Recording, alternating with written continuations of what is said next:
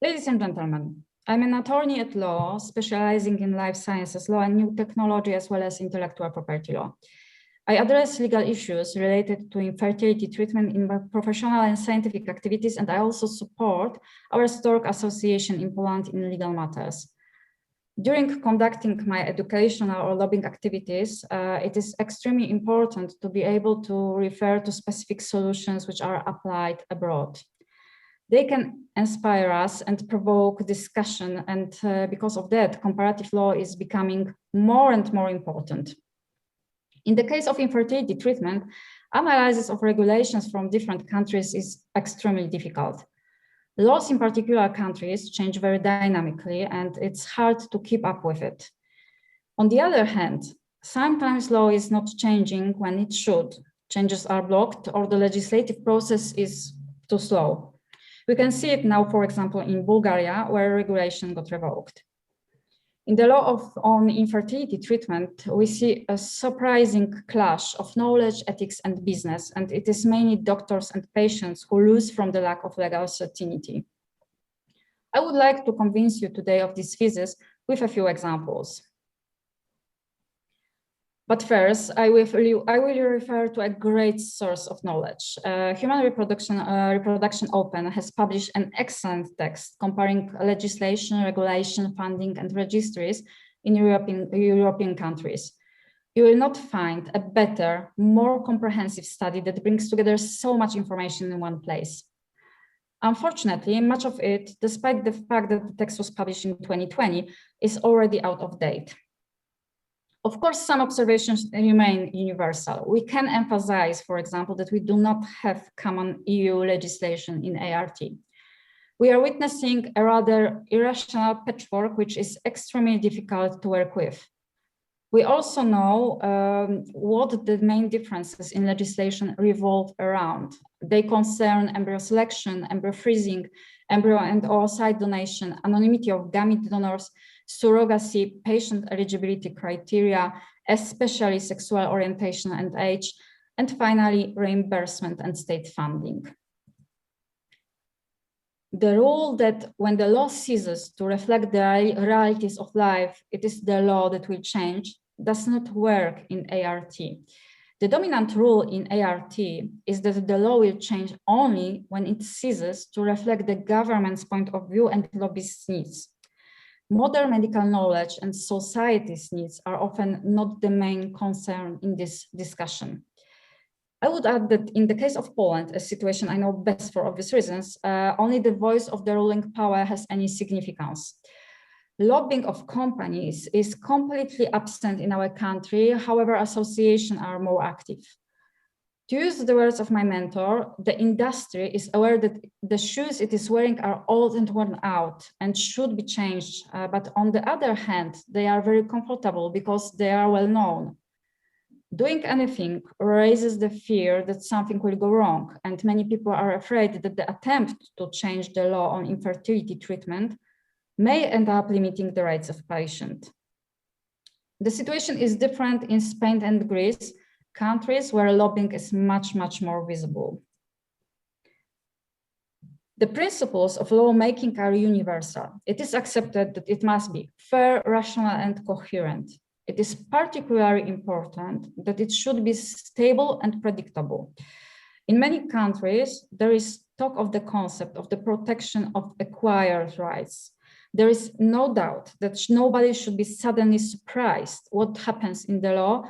However, unfortunately, this is what has happened in Poland. A single woman who froze embryos in order to benefit from IVF cannot now have them taken away. That is, a single woman has legally started an IVF procedure, has created embryos, which now she can't transfer. Under current Polish law, embryos of single women could one day be given to a married couple she has never met without her permission. By the way, in Poland, after 20 years, we have a general rule that without the consent of the partners, their embryos can be transferred for adoption. So as you can imagine, some people are already wondering how to take them abroad for destruction or, for example, for medical research. But let's go back to the main thread. The law should also be made in line with the modern knowledge. Since we regulate issues related to medicine, it seems that it is medicine that should set the limits for our actions. The only exceptions would be situations that raise significant ethical questions. Unfortunately, lawmaking in Europe in the field of infertility treatment is extremely chaotic, and one gets the impression that it is happening spontaneously in a half-considered manner. Because it is hard to believe that people in different countries change their views on infertility treatment in, say, 1 year. In some countries, there are radical changes in the law within a few months, and such changes cannot be explained by a sudden change in the morality of an entire society. I also find it hard to believe that the opinion of average citizen, for example, of Spain on the subject of infertility treatment differs so much from that of a person from Poland. I think there is a great deal of simplification in the discussion. All the differences, which are very inconsistent at the level of individual legislation, are explained away by ethics. And it is, however, difficult to explain with ethics that in Switzerland, only sperm donation can be used, but not ova and embryos. In Germany, it is possible to use donations of both sperm and embryos, but not ova, whereas in Poland, the use of donations of sperm, ova, and embryos is permitted. In contrast, the use of ova donation has recently been permitted in Norway.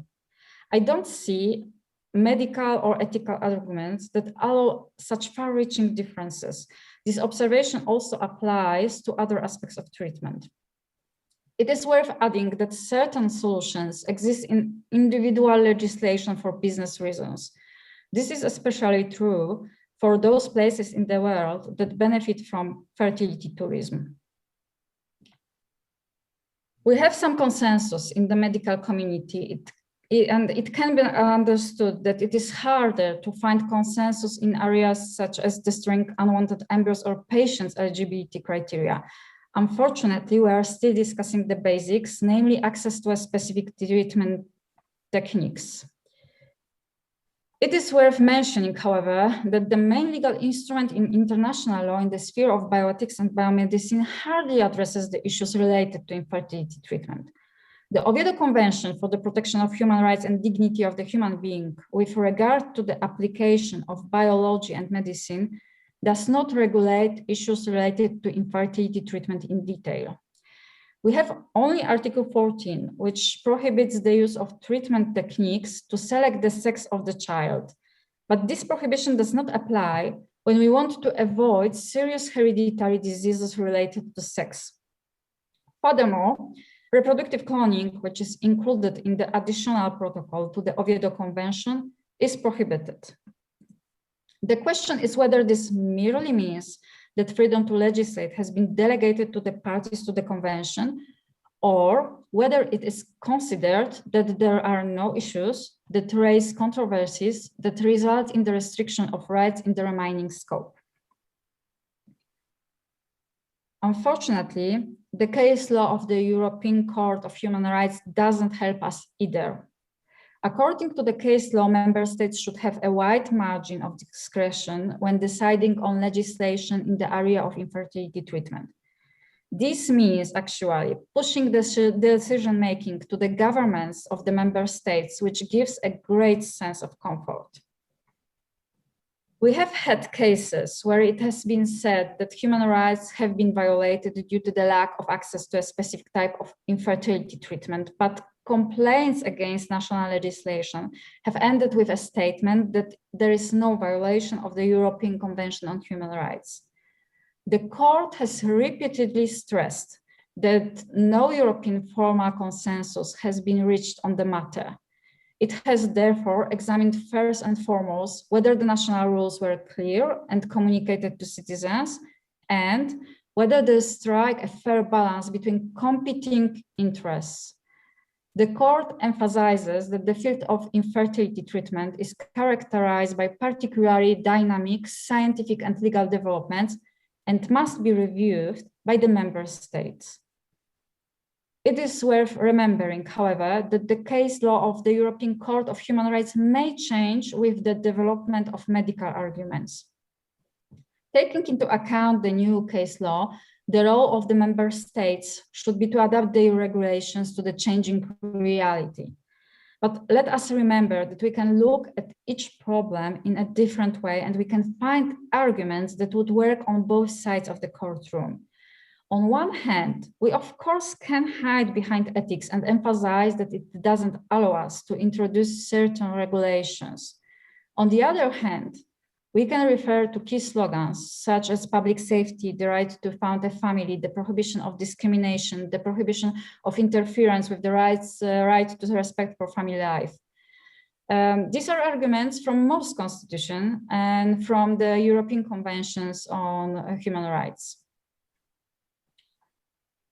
In practice, individual legal solutions are based on the views of the governing authorities. As a rule, medical arguments are not taken into account unless the individual members of the state authorities are open-minded and ready for a factual discussion on possible legislative solutions.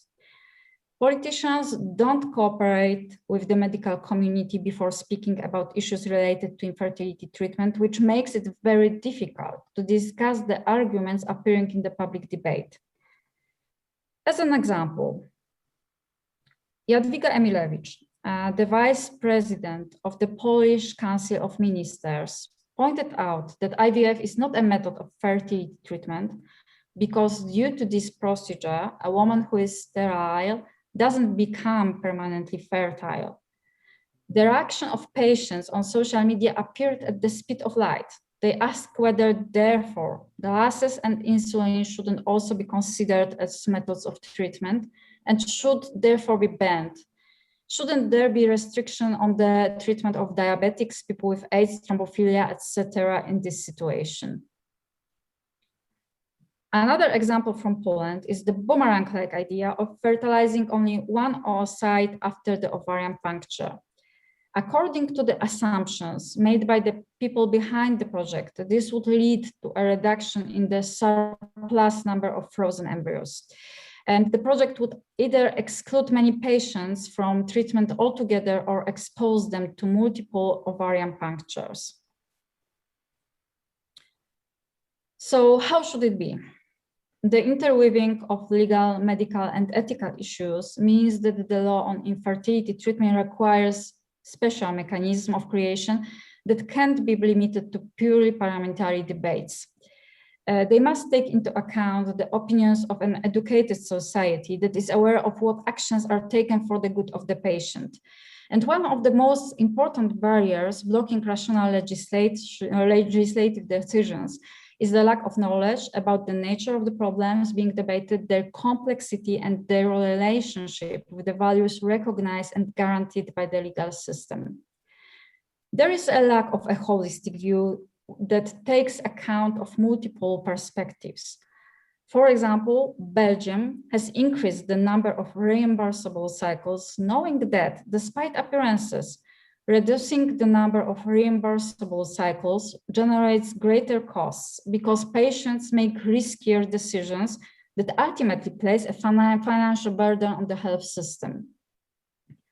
According to some researchers, the law should only be an instrument that has a servile role in defining the framework for infertility treatment. Most doubts or controversies should be resolved on the basis of medical criteria. The law cannot replace science by imposing certain solutions and encroaching on the procreative autonomy of the patient, because it is not the law, but medical science that is able to indicate possible actions that may allow the live birth of a child. However, there are, of course, opposing views in the literature. And for example, Jean Baudouin points out that the law mustn't be the courtesan of science and must follow its own independent path in the search for the right approach in setting limits and establishing answers to the challenges of modern medicine. This is to allow a system to be built that maintains social peace. And it is important to balance the boundaries and ensure that people with different views have access to help. So the law has an overriding value, and the legislator must find solutions that are of a general nature concerning the interests of society as a whole. Solutions that relate not as much to objective scientific truth as to sphere of values protected by the law, such as human dignity, individual freedom and autonomy, the right to integrity, etc. This approach must be considered the dominant one at present. However, the law cannot set the highest ethical requirements, as it should respect the pluralistic nature of society and the sphere of freedom guaranteed to each individual. So each time there should be a social consensus. So what next? Can we draw any constructive conclusions? From the perspective of what the Court of Human Rights refers to, it is important to reach a formal European consensus in at least some areas. This consensus would have to involve an interstate discussions to initiate the process of signing an international agreement or creating a European Union law. There is no doubt that these steps will take years, but we have to start somewhere. It would be worthwhile to reach an international consensus, at least to a minimum extent, and then extend it. All discussions such as this one today and those taking place in patient and medical organizations are very, very important. Will anything else bring us closer to change? Yes, responding on an ongoing basis to emerging problems in individual systems. You have to wait several years for a case to be heard before the European Court of Human Rights, before we can act only at national level. The people who can act are those whose rights have been violated. Of course, this is patients. Unfortunately, patients rarely decide to take on a long-term legal battle. For example, one of the singles who reported to the Polish organization, Our Stop, withdrew from the case concerning her situation. This is a pity because the regulation of singles raises exceptional questions about the protection of acquired rights. From the point of view of the entire environment, it would be important to provide such support so that patients decide to pursue such cases. I think it's also very important that clinics and doctors are active. I personally find it very difficult to understand why some entities remain passive. Patients are often activists, politicians, lawyers, doctors, and they are your allies who can fight with you for better access to infertility treatment. I'm an example of this myself. It is all thanks to the people I have met on my way who, with a huge dose of patience, passed on medical knowledge to me, and thanks to this, I understand the needs of the medical community. Unfortunately, time is pressing me, so I have to finish my presentation. I would like to thank you for the opportunity to have been able to share my thoughts on infertility treatment lawmaking with you. I would like to thank Fertility Europe for the invitation to attend this event, and it was a real honor to be here. Taking this opportunity, I would also like to thank the organization for the huge amount of work undertaken, delivered to the highest standard. And of course, I declare that I have no commercial or financial interests pertaining to the subject of this presentation or its content. Thank you very much.